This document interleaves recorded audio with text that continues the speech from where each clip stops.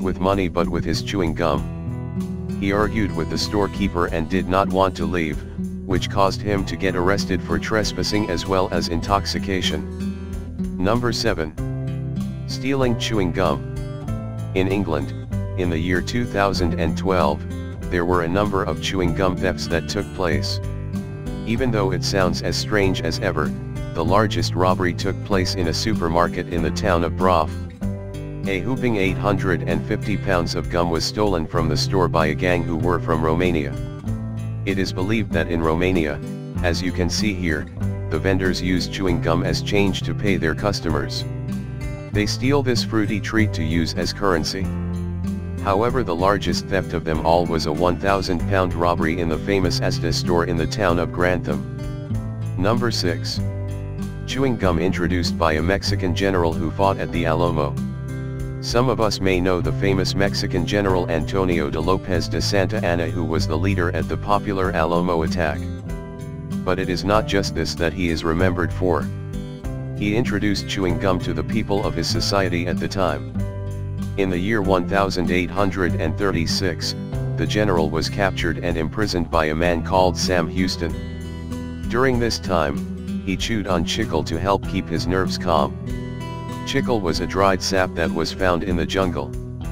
After he was let out, he carried this chicle with him all the way back to New York, where he chewed it in front of a famous inventor, Thomas Adams. Adams, on the disappearance of the general, mixed this substance in hot water, created small balls and sold it at a local drug shop. The gum was tasteless at the time, but the people loved it. And because of Santa Anna, Adams was considered as the father of chewing gum. You won't find this in your history books. Number 5. The history of aviation with a little help from some chewing gum. If it weren't for chewing gum, Charles Lindbergh would not have accomplished what he did in 1927. This famous aviator was the first person to make it through a non-stop flight from New York to Paris. During this journey there were a number of barriers that he faced, from lack of sleep, to bad weather. He even lost contact with the rest of the world for over 15 hours.